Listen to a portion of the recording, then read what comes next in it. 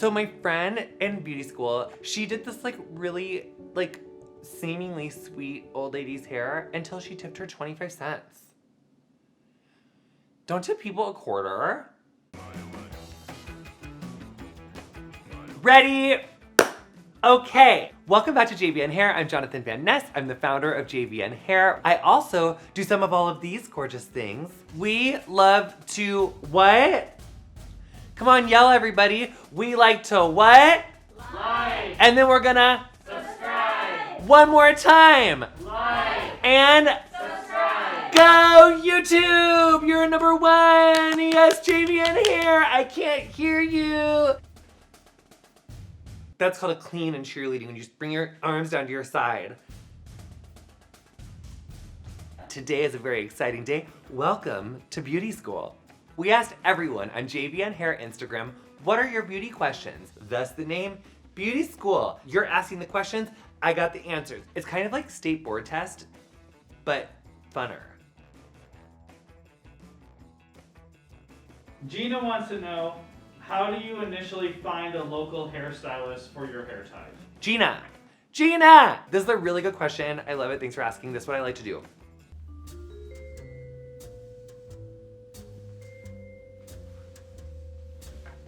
That's me looking for someone with my hair type at the grocery store or like yoga or wherever I am in a new place.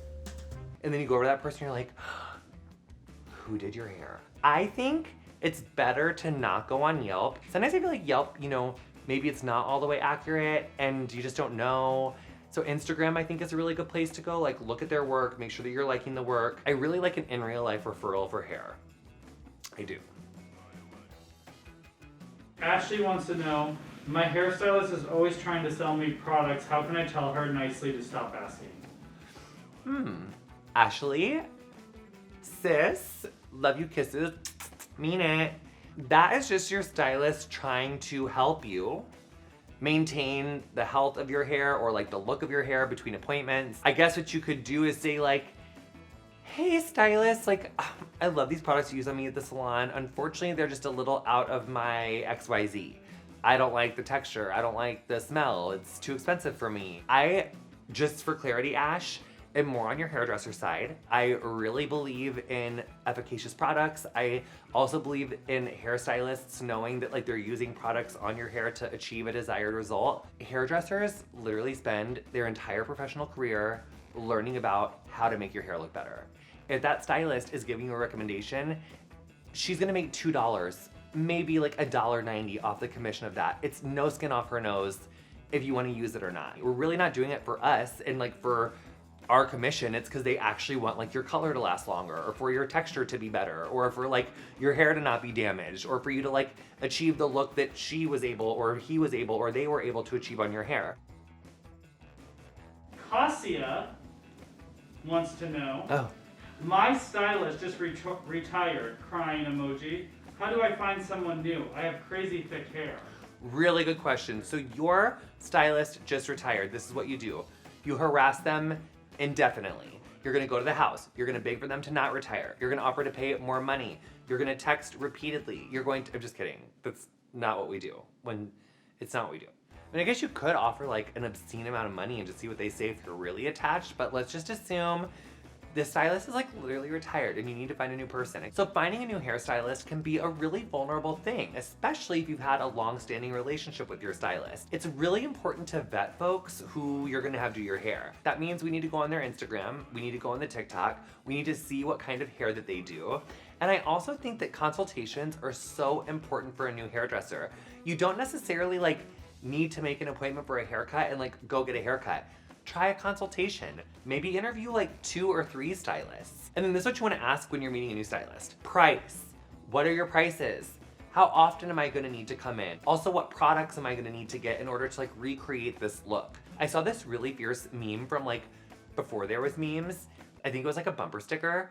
And it said, good hair doesn't happen by chance, it happens by appointment. Regardless, you just wanna vet your hairdresser. Maria. Wants to know, how much should I tip my hairstylist? Oh my gosh. Well, Maria, that's a great question. How much do we tip our hairstylist? At least 20%. Tipping is a way for you to show your stylist or your colorist that you appreciate the work that they do. Hairdressers work really hard. It's long days, it's long hours, it's chemistry, it's physics, it's personalities. It also may grease the wheels if you're like trying to get in a last minute appointment. Or maybe your stylist like doesn't take new clients, but you really want them to take your friend or something. If you tip really good, I remember that. So when you need a little last minute highlight, when you need a little last minute base, a little retouch, I'm gonna stay late. I'll make time for a good tipper in a way that I wouldn't make time for someone who tips like Don't go in being like I can cover the service. Tip. This is not France. Did you think you're getting your hair cut in France? This isn't France. It's just a way to show someone that you care and that you're willing to take care of them in the way that they're willing to take care of you. So my friend in beauty school, whose name was Jara, she did this like really like seemingly sweet old lady's hair until she tipped her 25 cents. Don't tip people a quarter. Like 25%, but not 25 cents. Yes. No. Yes. Yeah. Question from Olivia. How much should I be paying for a haircut? This is an interesting question. I feel like geography has to do a little bit with this. It depends on like where you're located. If you're in a more urban area, if you're in an area that has a higher cost of living, you're gonna see that reflected in the price of the services. Here's the thing. It is true that you get what you pay for. Is like a $200 haircut gonna be nicer than a $50 haircut? Probably. The stylist who's charging $200 or $250 or $300 or whatever like a prestige haircut would be, which I think would be anything like north of like $125. Those people are charging that because they have experience, they've done apprenticeship programs, they've assisted for years.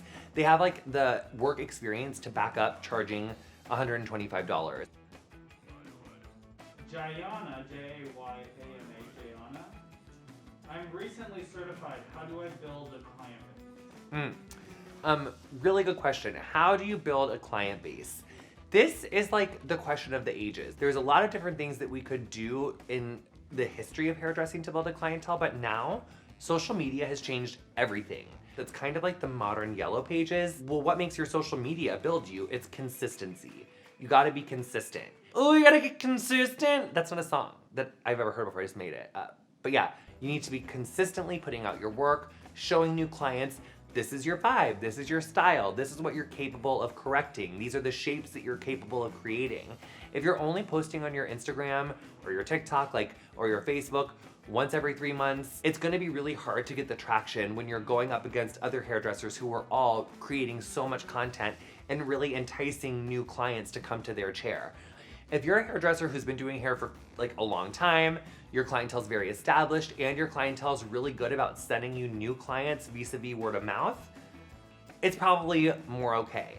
But most people, it's just not like that anymore. Even if you are a stylist who's had a long-term clientele in your area, social media is always bringing new people and new artists into the fore. It really doesn't seem like social media is going anywhere, so embrace it, get out of your own way.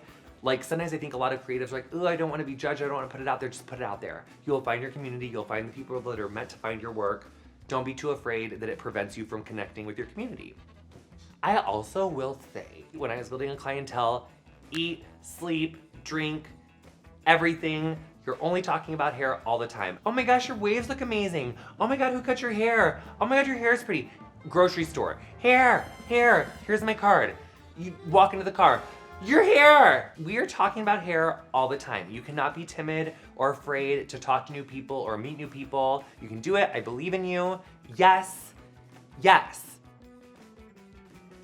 Jared, not me, wants to know, I love my hairstylist as a person, but I definitely need to break up with them. How? Cry emoji. It's like that adage, like there's never an amazing time to say goodbye. There's really a multitude of ways that you could do this. One, you can just be direct and say, I really appreciate the time that we've had together. I've loved what you've done with my hair. I want to go in a different direction. I'm finding a new hairdresser. You can say that. You can also do this approach, which I'm obsessed with.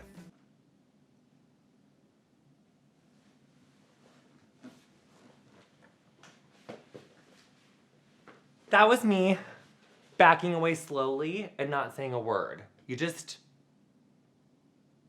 leave. I kind of like that approach. Like I don't really need a client to tell me that they're gonna go somewhere else, especially if you're going to a different salon entirely. you might not feel the need to like tell them that you're finding a new hairdresser unless you really think that that hairdresser needs the feedback. Maybe you're not gonna stay there anymore, but maybe you want them to know for a future client. And if you want them to know from a constructive place and from like a, you know, a kind place, then I think that's really sweet and that's really great. Also, for hairdressers, it's really important that we remember that like we don't own our clients. Like clients can go anywhere, they can see anybody, they don't really owe us anything, and that's totally okay. It doesn't have to be a reflection of what you've done. I think just taking a little bit of that pressure off of both the stylist and the client, we all just want our hair to look great.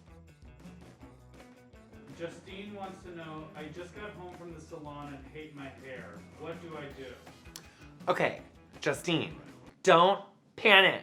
Sometimes when we just change our hair, it takes like a little bit for it to settle in. It also could be the way that the hair was styled. A lot of times like the stylist will like really do like a blow dry zhuzh, and maybe you just need to style your hair yourself, maybe change the part, play with the way that it's styled before we like fully decide that we hate it. After like a week, you're not feeling it, it has not gotten better, you're resoundingly hating it, then it's probably time to go back and ask for a redo or a styling lesson, unless it's color.